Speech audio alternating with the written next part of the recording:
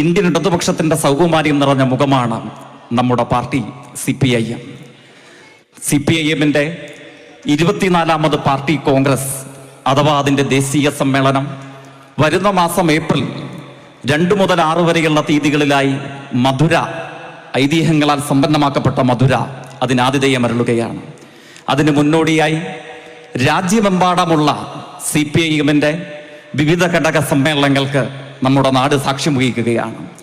സ്വാഭാവികമായി കമ്മ്യൂണിസ്റ്റുകാരെ സംബന്ധിച്ചിടത്തോളം അന്യാദൃശ്യമായ ഉത്സവ പ്രതിച്ഛായ കലർന്ന കാലയളവാണ് ഇത്തരം സമ്മേളനങ്ങളുടെ കാലയളവ്. ആ പ്രയോഗം ഒട്ടും ആലങ്കാരികമല്ല, അതിശയോക്തി കലർന്നതല്ല. കമ്മ്യൂണിസ്റ്റ് പാർട്ടിയുടെ സമ്മേളനം ഏതു പ്രദേശത്തെ കമ്മ്യൂണിസ്റ്റുകാരെ സംബന്ധിച്ചിടത്തോളം അക്ഷരാർത്ഥത്തിൽ ഉത്സവ പ്രതീതി ജനിപ്പിക്കുന്ന ആവേശോജ്വലമായ അനുഭവമാണ് എന്ന് അർത്ഥശങ്കകൾക്കിടയില്ലാത്ത വണ്ണം കരുവാരക്കുണ്ടിന്ന് സാക്ഷ്യപ്പെടുത്തിയിരിക്കുന്നു.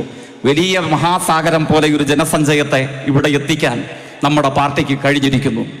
സ്വാഭാവികമായി ഈ സമ്മേളന കാലയളവ് കമ്മ്യൂണിസ്റ്റുകാർക്ക് ഉത്സവ പ്രതീതി നൽകുന്നുവെങ്കിലും കമ്മ്യൂണിസ്റ്റ് വിരുദ്ധർക്ക് തങ്ങളുടെ കമ്മ്യൂണിസ്റ്റ് വിരുദ്ധത ഉഗ്രരൂപത്തിൽ പ്രകടിപ്പിക്കാനുള്ള കാലമാണ്. അവർ അതിനുവേണ്ടിയുള്ള ഏത് മുന്നുപാധിയും സ്വീകരിക്കും.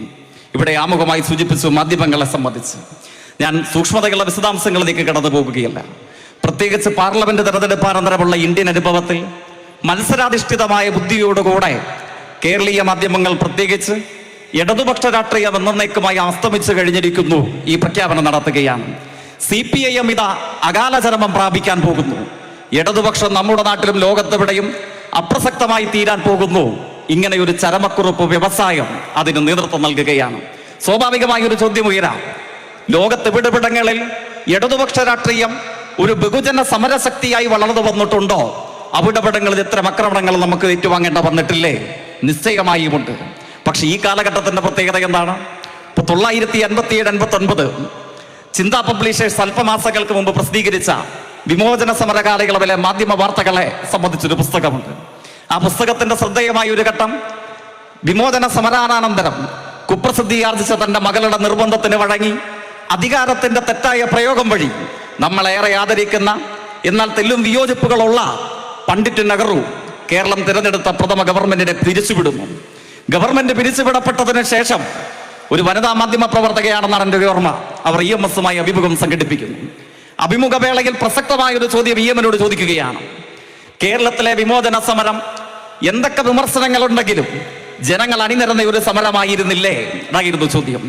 47% വരുന്ന ജനങ്ങളുടെ പിന്തുണയുമായിട്ടാണ് കമ്മ്യൂണിസ്റ്റ് പാർട്ടി കേരളത്തിൽ അധികാരത്തിൽ വന്നത്.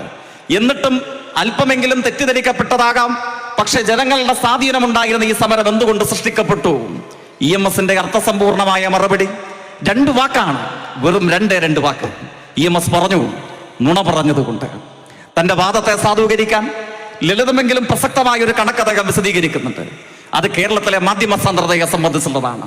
EMS എന്ന് പറഞ്ഞു, 1957-59 വിമോചന സമരത്തിന് മുമ്പ് കേരളത്തിൽ പ്രസാദനം ചെയ്യപ്പെട്ടിരുന്ന പത്രമാധ്യമങ്ങളുടെ എണ്ണം, അച്ചടി മാധ്യമങ്ങളുടെ എണ്ണം അതെത്രയാണ്? അത് 7-ൽ കവിയുന്നുണ്ടായിരുന്നില്ല. എന്നാൽ വിമോചന സമരാനന്തരം കേരളം ഇന്നയോളം ദർശിച്ച ഏറ്റവും പ്രതിലോമകരമായ ഒരു സമരാഭാസത്തെ തുടർന്ന് കേരളത്തിൽ പ്രചുര പ്രചാരം ശ്രദ്ധിച്ച പത്രമാധ്യമങ്ങളുടെ എണ്ണം എത്രയാണ്? അത് 17-ന് മേലെയാണ്. EMS പറഞ്ഞ് അവസാനിപ്പിക്കുന്നത് 7 മുതൽ 17 വരെയുള്ള ഈ പത്രമാധ്യമങ്ങളിൽ 4 പേർ ഇടതുപക്ഷ രാഷ്ട്രീയത്തോട് ആഭിമുഖ്യം പുലർത്തിയവരായിരുന്നു. കേരളത്തിലെ നിസ്വരായ ജനതയുടെ ജീവിത മുന്നേറ്റത്തിന് കമ്മ്യൂണിസ്റ്റ് പാർട്ടിയുടെ ഗവൺമെന്റ് രാഷ്ട്രീയ ശരിയോടുകൂടെ ഇവിടെ നിലനിൽക്കണം, ഈ സമീപനം ഉയർത്തിപ്പിടിച്ചവരായിരുന്നു. അതിനിപ്പോഴത്തേതുമായി എന്ത് ബന്ധം? അതായിരിക്കും നമ്മൾ സ്വാഭാവികമായി ചിന്തിക്കുക. പ്രത്യേകത എന്താണ്? ആ പ്രതിലോമകരമായ സമരകാലഘട്ടത്തിന് ഇപ്പോഴേതാണ്ട് 6.5 പതിറ്റാണ്ട് പൂർത്തീകരിക്കപ്പെടുന്നു. കേരളത്തിന് വിമോചന സമരം പിന്നിട്ട് 65 വയസ്സ് തികയുമ്പോൾ എന്താണ് പ്രത്യേകത?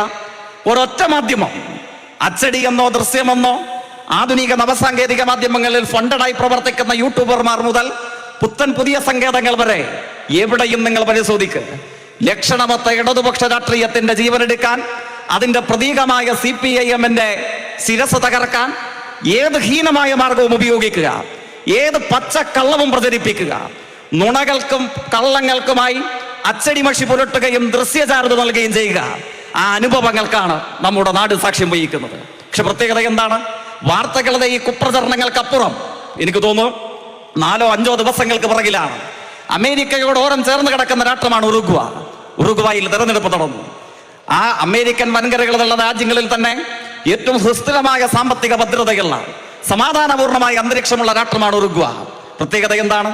ആ രാജ്യത്തിന്റെ സമീപ ചരിത്രത്തിൽ ആദ്യമായി ഇടതുപക്ഷ രാഷ്ട്രീയത്തിന്റെ പതാക ഉയർത്തിപ്പിടിച്ച എമാൻഡു ഓർസു അവിടെ പ്രസിഡന്റായി അധികാരത്തിൽ വന്നു. അതിനോട് ഓരം ചേർന്ന് കിടക്കുന്ന മറ്റൊരു രാജ്യമാണ് മെക്സിക്കോ. അവിടെ ആഴ്ചകൾക്ക് പിറകിലാണ് തെരഞ്ഞെടുപ്പ് നടന്നത്. മെക്സിക്കോയിൽ സാധാരണഗതിയിൽ ഇന്നേ വരെ ആ രാജ്യത്തിന്റെ ചരിത്രത്തിൽ ഒരു വനിത അവിടെ ഭരണാധികാരിയായി വന്നിട്ടില്ല. നമ്മുടെ പഞ്ചായത്ത് അധ്യക്ഷ ഒരു വനിതയാണ്. ആ അനുഭവം മെക്സിക്കോയ്ക്ക് ഉണ്ടായിരുന്നില്ല. ആ രാജ്യത്തിന്റെ ഇന്നയോളമുള്ള ചരിത്രത്തിൽ എവിടെയും ഒരു വനിത, ഒരു സ്ത്രീ അവിടെ പ്രസിഡന്റ് ആയിരുന്നില്ല. ക്ലൗഡിയ ഷൈൻബാം പാർദോ 62 വയസ്സുള്ള വനിത 71% ജനങ്ങളുടെ പിന്തുണയുമായി ആൻഡ്രോ ലോപ്പസ് മദുറോ എന്ന ഇടതുപക്ഷ നേതാവിന്റെ പിൻഗാമിയായി തെരഞ്ഞെടുപ്പിൽ മത്സരിച്ചു. അവിടെ അധികാരത്തിൽ വന്നു. അല്പ ആഴ്ചകൾക്ക് പുറകിലാണ് ശ്രീലങ്ക. നമ്മുടെ നാടിനോട് ഓരം പങ്കിടുന്നതാണ്. ശ്രീലങ്കയെ സംബന്ധിച്ചുള്ള വാർത്ത ലോകമെമ്പാടുമുള്ള മലയാളികൾ മറന്നിരിക്കാൻ സാധ്യതയില്ല. എന്താണ് പ്രത്യേകത? അവിടെ വലിയ സാമ്പത്തിക പ്രതിസന്ധി ഉണ്ടായ സാമ്പത്തിക പ്രതിസന്ധിയിൽ ദുസ്സഹമായ ജീവിതത്തിന് മുമ്പിൽ ജനങ്ങൾ സമരം ചെയ്യാൻ നിർബന്ധിതരായി. എല്ലാ വിഭാഗം ജനങ്ങൾക്കും സമരത്തിന് പുറപ്പെടേണ്ടതായി വന്നു. അവിടുത്തെ കമ്മ്യൂണിസ്റ്റ് പാർട്ടി ജനമുക്തി പെരുമന എന്ന JVP-യുടെ നേതൃത്വത്തിൽ അവിടെ ഒരു മുന്നണി രൂപീകരിച്ചാണ് സമരങ്ങൾക്ക് നേതൃത്വമായത്. ഇവിടെ CPIM-നെ പലരും പരിഹസിക്കാറുള്ളത്, നിങ്ങൾ തോറ്റുപോയില്ലേ, നിങ്ങൾ പരാജയപ്പെട്ടില്ലേ, പാർലമെന്ററി രംഗത്ത് നിങ്ങളുടെ സ്വാധീനം സൃഷ്ടിച്ചില്ലേ, ഇങ്ങനെയൊക്കെ പറഞ്ഞിട്ടാണ്. പ്രത്യേകത എന്താണ്? വെറും 3 പേർ മാത്രമാണ് മാർക്സിസം ലെനിനിസം ആശയധാരയെ ഉയർത്തിപ്പിടിച്ച JVP-ക്ക് ശ്രീലങ്കൻ പാർലമെന്റിൽ ഉണ്ടായിരുന്നത്. 3 പേരെ മാത്രമുണ്ടായിരുന്ന ശ്രീലങ്കയിലെ കമ്മ്യൂണിസ്റ്റ് പാർട്ടി ജനങ്ങളുടെ ദുസ്സഹമായ ജീവിത സാഹചര്യങ്ങൾക്ക് മുമ്പിൽ സമുജ്വലമായ സമരം കെട്ടിപ്പടുത്തു. അവിടുത്തെ പ്രസിഡന്റ് അനിലകുമാര ദിസനായകെ കമ്മ്യൂണിസ്റ്റ് പാർട്ടിയുടെ നേതാവാണ്. അദ്ദേഹം അവിടെ അധികാരത്തിൽ വന്നു. അല്പ ദിവസങ്ങൾക്ക് പുറകിലായിരുന്നു പ്രസിഡന്റ് തെരഞ്ഞെടുപ്പ് നടന്നത്. മെക്സിക്കോയിൽ ക്ലോഡിയ ഷൈൻബാം പാർദോ അധികാരത്തിൽ വന്നതുപോലെ കൊളംബോയിലെ ഓപ്പൺ സർവകലാശാലയിലെ സോഷ്യോളജി വിഭാഗത്തിലെ സീനിയർ പ്രൊഫസറായിരുന്ന ഡോക്ടർ ഹിരണ്യ അമരസൂര്യ കമ്മ്യൂണിസ്റ്റ് പാർട്ടിയുടെ പ്രവർത്തകയാണ്. 51 വയസ്സുള്ള ഒരു വനിത അവിടെ അല്പ ദിവസങ്ങൾക്ക് പുറകിൽ പ്രധാനമന്ത്രിയായി അധികാരം ഏറ്റെടുത്തു. ഞാനിതിവിടെ സൂചിപ്പിക്കാൻ കാരണം, ആ ശ്രീലങ്കയിൽ സാമ്പത്തിക കുഴപ്പമുണ്ടായപ്പോൾ കേരളത്തിൽ മത്സരാടിസ്ഥാനത്തിൽ മാധ്യമങ്ങൾ വാർത്ത എഴുതിയ വാർത്തയുടെ പ്രത്യേകത എന്താണ്? ശ്രീലങ്ക മുടിഞ്ഞു കുത്തുവാളയെടുത്തതുപോലെ കേരളം തകർന്ന് തരിപ്പണമാകും, സാമ്പത്തികമായി കേരളം മുടിയും. അതായിരുന്നു കേരളീയ മാധ്യമങ്ങൾ എഴുതിയ വാർത്ത. ഇപ്പോഴും ഓർമ്മിക്കുന്നു മലയാള മനോരമയുടെ ആ സമയത്തെ ഒരു ചിത്രം. ഈ സമരത്തെ തുടർന്ന് അവിടുത്തെ പഴയ പ്രസിഡന്റിന് അന്ന് പലായനം ചെയ്യേണ്ടതായി വന്നു. രാജ്യം വിട്ട് കൊട്ടാരം ഉപേക്ഷിച്ച് ശ്രീലങ്കൻ ഭരണാധികാരി പലായനം ചെയ്തപ്പോൾ ആ രാജ്യത്തെ പ്രക്ഷോഭകാരികൾ പ്രസിഡന്റിന്റെ കൊട്ടാരം കയ്യേറി. നീന്തൽക്കുളത്തിൽ പ്രക്ഷോഭകാരികൾ ആർത്തുല്ലസിച്ച് കുളിക്കുന്ന ചിത്രമാണ് കേരളത്തിൽ മനോരമ പ്രസിദ്ധീകരിച്ചത്. ചിത്രം മാത്രമേ ശ്രീലങ്കയുടേതുണ്ടായിരുന്നുള്ളൂ. വാർത്ത എന്തായിരുന്നു? ശ്രീലങ്കൻ പ്രസിഡന്റിന്റെ രാജ്യം വിട്ട് പലായനം ചെയ്യേണ്ട വന്ന മഹാസമരത്തിന്റെ ചിത്രം, പ്രക്ഷോഭകാരികൾ കൊട്ടാരം കയ്യേറിയ ചിത്രം എടുത്തു വെച്ച് കേരളത്തോട് മനോരമ പറഞ്ഞു, ഇതേപോലെ നിങ്ങൾ തകർന്ന തരിപ്പണമാകും, കേരളം കുട്ടിച്ചോറാകും. മലപ്പുറവും കേരളവും ഉൾക്കൊള്ളുന്ന ഈ ഭൂമിക ശ്രീലങ്ക മുടിഞ്ഞു കുത്തുവാള എടുത്തതുപോലെ തകർന്ന തരിപ്പണമാകാൻ പോകും. അതായിരുന്നു മാധ്യമങ്ങളുടെ പ്രചരണം. ആ പ്രചരണത്തെ ഏറ്റെടുത്തു കേരളത്തിലെ കോൺഗ്രസ്. ആ പ്രചരണത്തിന് തൊണ്ട തൊടാതെ സമരാവേശവും പ്രചാരവേലയും നൽകി കേരളത്തിലെ UDF. അനൗദ്യോഗിക UDF-ന്റെ ഘടകകക്ഷികളായി ഇപ്പോൾ മത്സരിച്ച് പ്രവർത്തിക്കുന്ന SDPI ഇവിടെ സൂചിപ്പിച്ചു, ജമാഅത്തെ ഇസ്ലാമി, ഇവരൊക്കെ ഈ പ്രചരണത്തിന്റെ പതാകവാഹകരായി മാറി. പ്രത്യേകത എന്താണ്? കേരളം ശ്രീലങ്ക പോലെ മുടിഞ്ഞോ, തകർന്ന് കുത്തുവാളയെടുത്തോ? ശ്രീലങ്കയിൽ സാമ്പത്തിക പ്രതിസന്ധിയുടെ മൂർധന്യാവസ്ഥയിൽ എനിക്ക് തോന്നുന്നു 1 ലിറ്റർ കുടിവെള്ളത്തിന് 318 രൂപ ശ്രീലങ്കയ്ക്ക് കൊടുക്കേണ്ടതായി വന്നു. ഒരു പാക്കറ്റ് റൊട്ടിക്ക് 420 കൊടുക്കേണ്ടതായി വന്നു. ഇന്ന് കേരളത്തിലും മലപ്പുറത്തും എവിടെയും 1 ലിറ്റർ കുടിവെള്ളത്തിന് 15 രൂപയ്ക്കപ്പുറമില്ല. 420 പോയിട്ട് അതിന്റെ 10-1 വേണ്ട കേരളത്തിൽ ഒരു പാക്കറ്റ് റൊട്ടിക്ക്. പക്ഷെ ആ രാജ്യത്തെ നോക്കിയിട്ടാണ് ഇടതുപക്ഷത്തിന്റെ ജീവനെടുക്കാൻ നിങ്ങൾ തകർത്ത് തരിപ്പണമാക്കും കേരളത്തെ എന്ന പച്ചക്കള്ളം, ഹീനമായ നുണ കേരളീയ മാധ്യമങ്ങളും UDF-ഉം ചേർന്ന് പ്രചരിപ്പിച്ചു. പക്ഷെ പ്രത്യേകത എന്താണ്?